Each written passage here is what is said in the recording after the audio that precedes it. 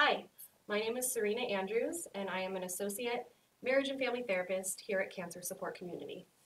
Hi, I'm Jennifer Casadas. I'm a marriage and family therapist trainee here at the Cancer Support Training. And this is Couples and Cancer. Some of the common challenges that our couples face with cancer is the increased stress in the relationship, disruption of couple dynamics, impact on intimacy, and the grief or loss of the anticipated or idolized relationship. Increased stress can be a partner's ability to work or not work during treatment. Could be a family's financial situation or logistics. Logistics could be medical insurance claims, appointments, driving to and from appointments, scheduling, and household duties. With these disruption of the couple's dynamics or family dynamics, caregiving or being cared for which can mean exchange of support between the partners, emphatic expression of feelings, thoughts, or an activity, an ability or inability to sufficiently fulfill the parental roles, and shift in household duties and everyday routines. Impact on intimacy. Intimacy is not always about sex. Defining intimacy can mean a process in which one person expresses important self-relevant feelings and information to another, and as a result of the other's response, comes to feel understood, validated, and cared for. So what can impact intimacy? Fatigue can impact intimacy. This fatigue could be from treatment, stress, or a general lack of sleep. Physical changes can definitely impact intimacy. Emotional stress, these can be feelings of fear, guilt, and grief related to treatment, caregiving, or household duties. Logistics and time can also impact intimacy. Family priorities, daily routines, and problem-solving styles could become over-focused around the illness, over-focused around doctor's appointments and treatment and medication. So other family goals and needs can sometimes be neglected. Protective buffering, which is concealment and control of emotions towards each other, can also impact intimacy. Some people may feel the need to not share, a patient may feel the need to not share information that their doctor has told them with their partner, and same with a caregiver. And although this seems protective at the time, it can cause a negative impact on intimacy. The grief or loss of the anticipated idolized relationship between the couple is something you might have dreamed of when you first started the relationship, having a partner to travel with, going on adventures with your partner, co-parenting, and to grow old with.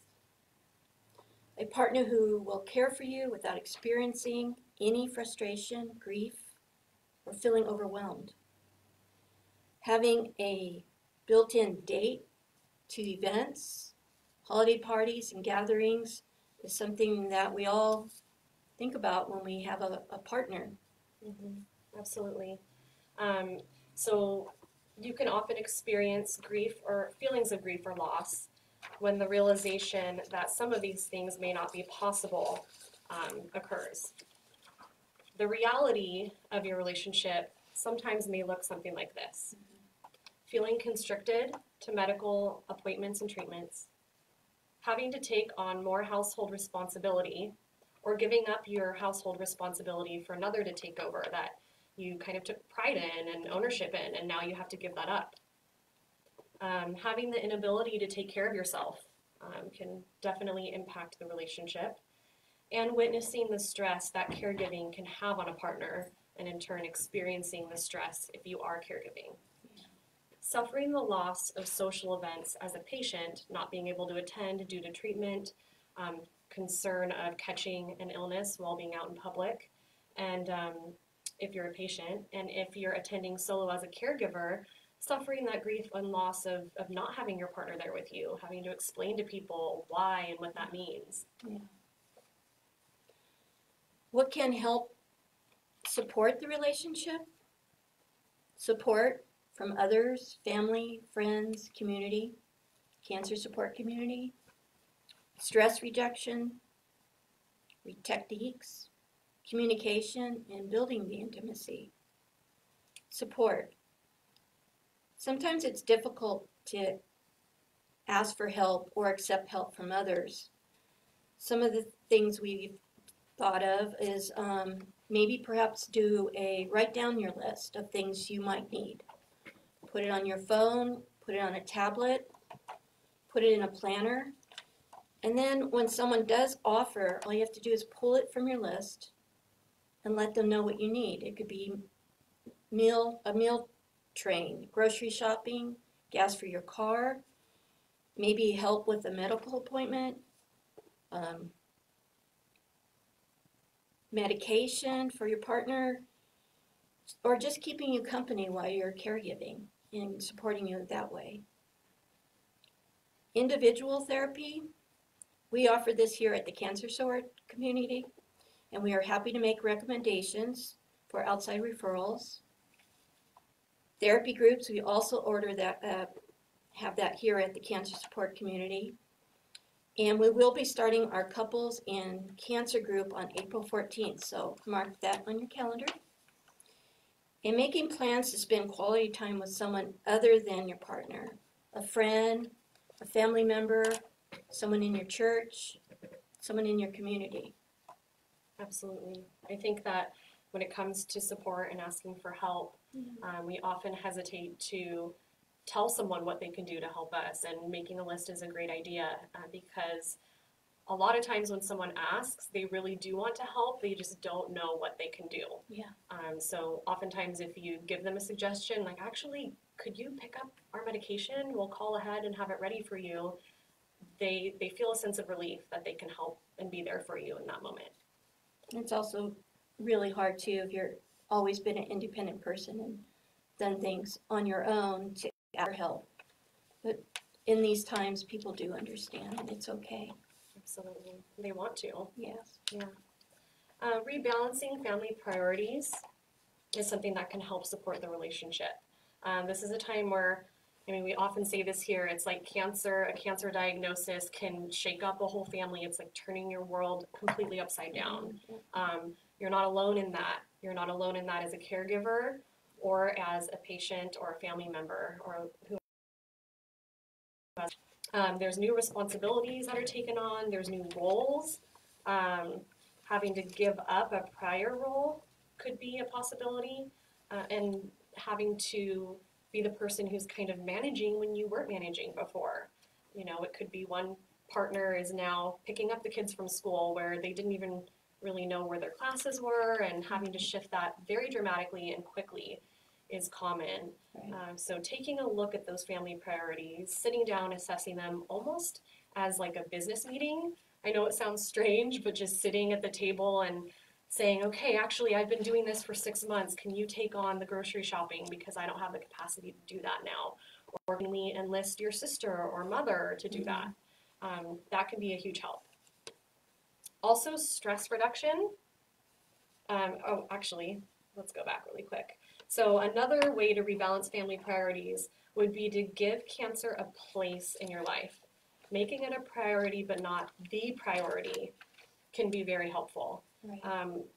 What we're seeing here is we don't want cancer to be the sole focus of everything. I know it can be easy to get into that mindset when you're afraid and you have anxiety about the future, but giving it a place rather than the whole capacity of your relationship can be helpful.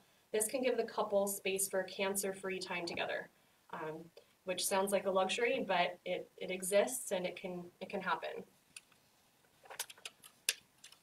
So some stress reduction ideas and techniques that can be helpful. There is mindfulness and meditation, of course. We have opportunities here at Cancer Support Community. We have a fantastic group that is completely based in mindfulness. The mindfulness practices can be helpful when you're by yourself, in a group, even if you're just sitting in a doctor's office waiting to get test results. Having that training in place where you've learned how to pay attention to your thoughts, feelings, how your body is feeling in that moment can help reduce stress, as well as meditation. There are also many online resources for mindfulness and meditation. If you just go online or go onto YouTube and Google guided meditation for cancer patients, guided meditation for stress relief, even guided meditation for sleep is out there. A lot of music programs such as Spotify, Pandora, and Apple Music, and some podcasts are also created that can provide meditation for you. Journaling is also another helpful stress reduction technique. We do have a Navigating Change journaling group here at Cancer Support Community. So it could be helpful to write down your thoughts and feelings in a journal or on an online journal without having to filter them. It's a safe space for you to write exactly what you're feeling and thinking in a private space. And if you're having trouble with that, you can even pick a topic. You could decide, today I'm going to write about my anxiety around getting this upcoming scan, or my sadness around not being able to be there for my children the way I thought I would be. And art is also another great opportunity to reduce stress. We have art groups as well here at Cancer Support Community, but even just getting out a pencil and paper and doing a little sketch or the adult coloring books can be incredibly helpful. So movement and,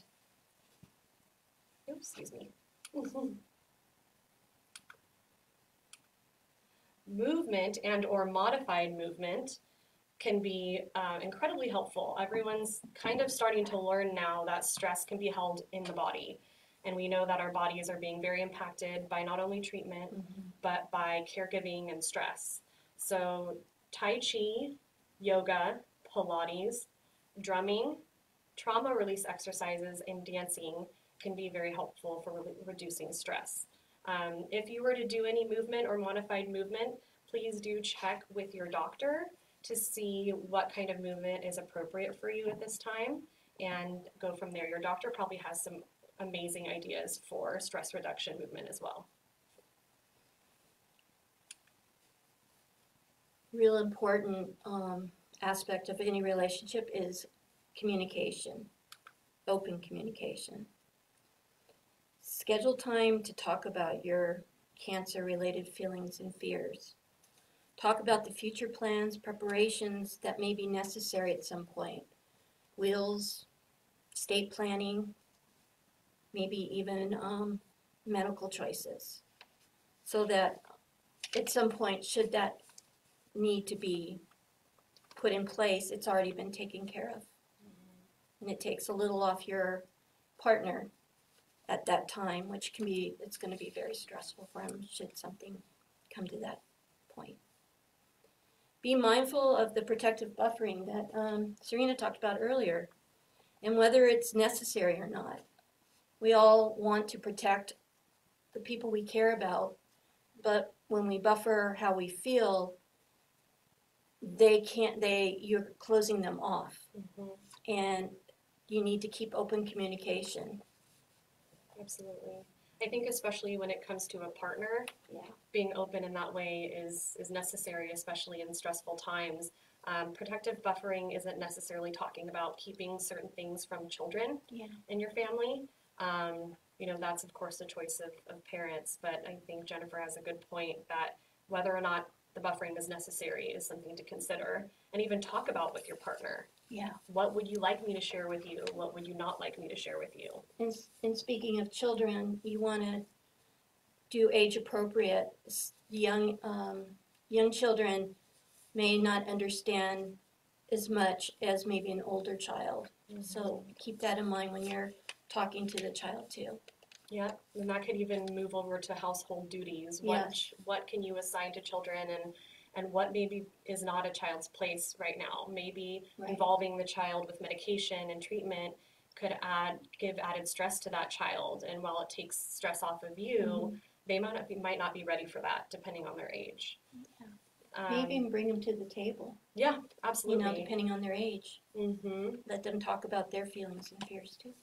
Yeah. And then another good point that Jennifer brought up about the scheduling a time to talk about your cancer-related fears and the future.